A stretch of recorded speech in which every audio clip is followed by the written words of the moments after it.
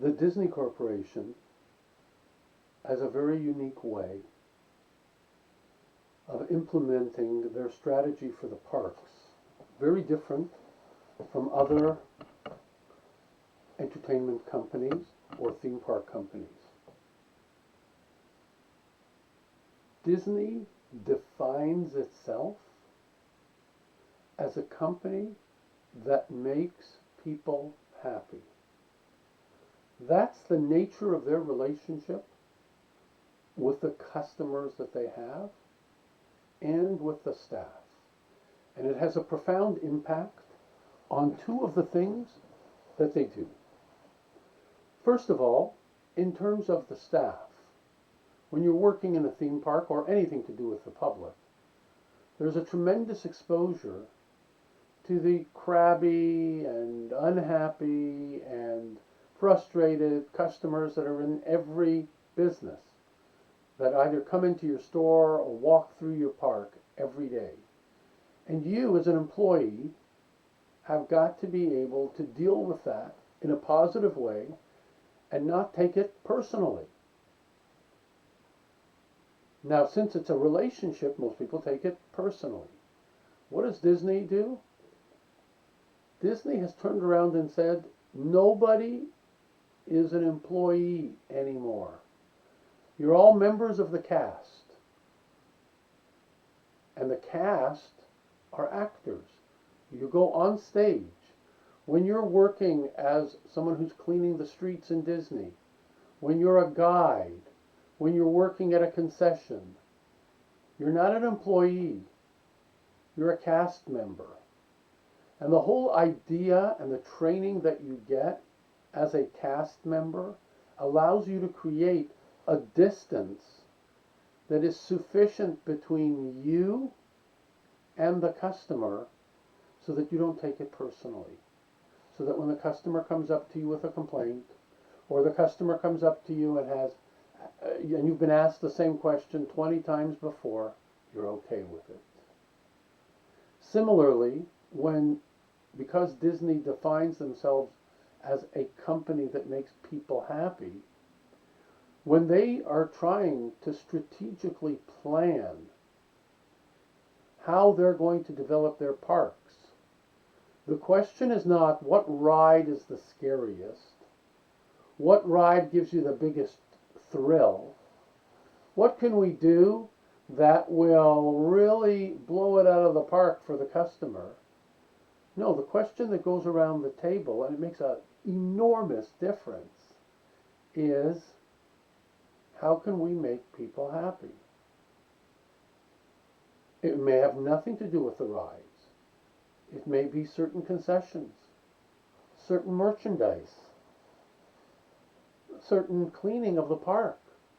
There may be many aspects to what it takes to make a person happy, but the end result is the person who comes to one of their parks and leaves is happy.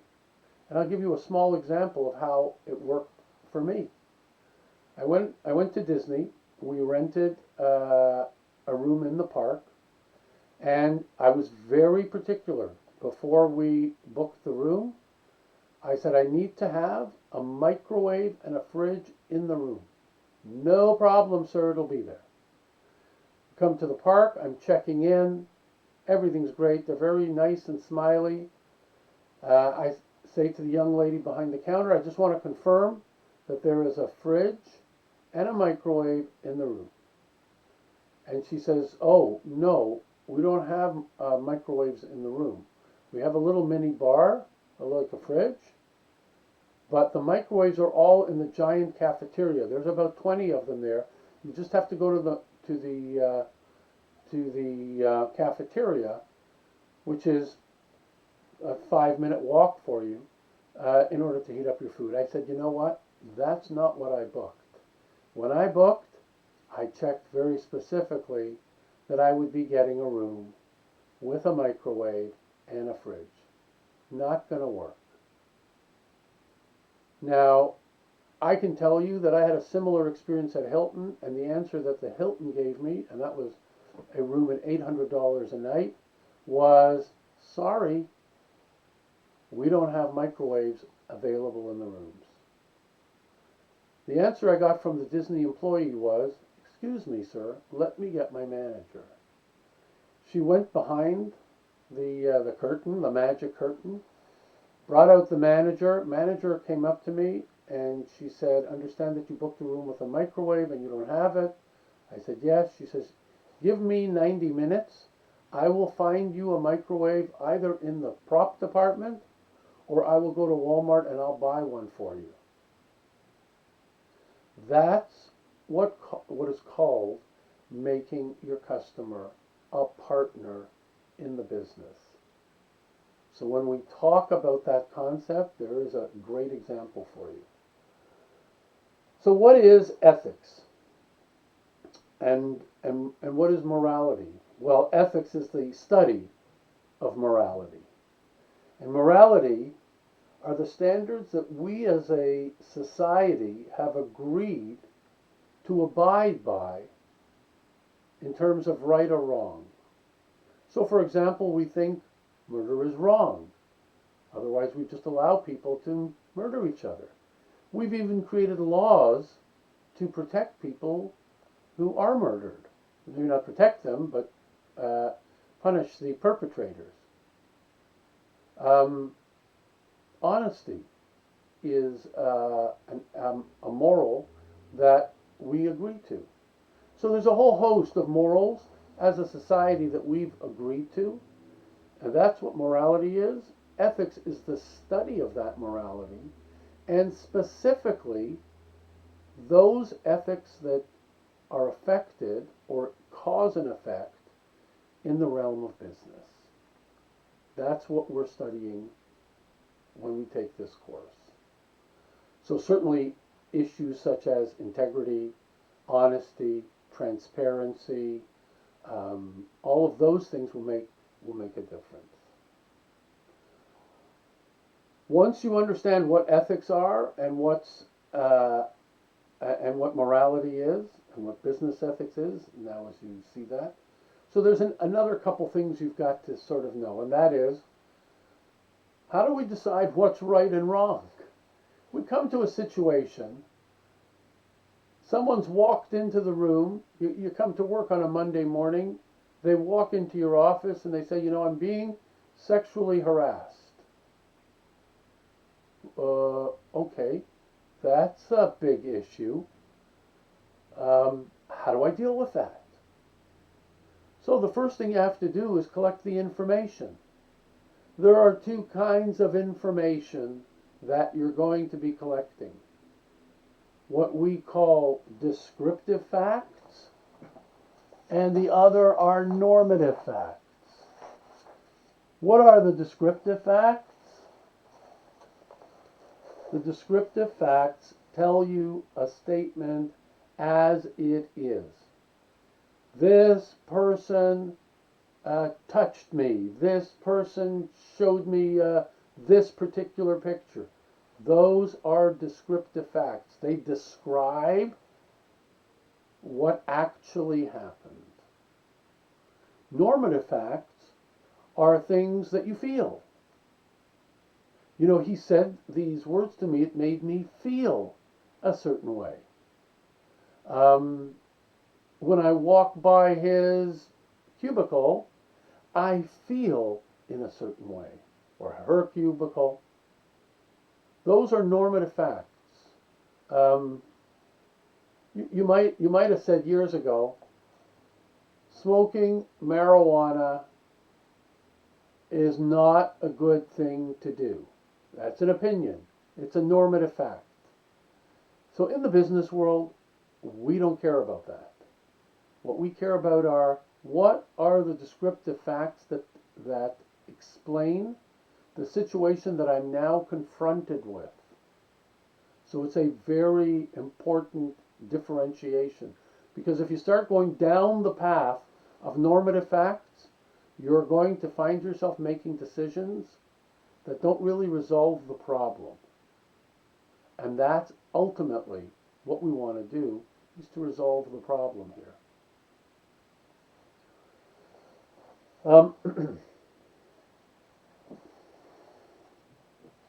I'm just flipping some of my notes here, guys, if you don't mind. So once we understand what normative facts are and descriptive facts and what ethics and morality is, the final thing that I want to talk about is ethical responsibility. How do I know that I'm responsible for anything here? So you have to have two preconditions. One, you have to know that it's right or wrong. There's got to be a moral value that is attached to the situation that allows you to recognize it as morally right or morally wrong. Ethically right, ethically wrong. Secondly, you must be able to do something about it.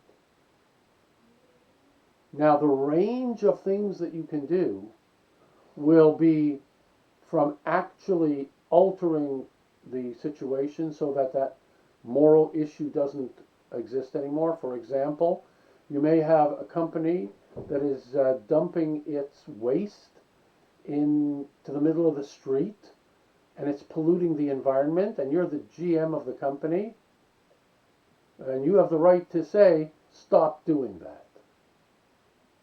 Or you could be an employee in the company and you notice the company doing that.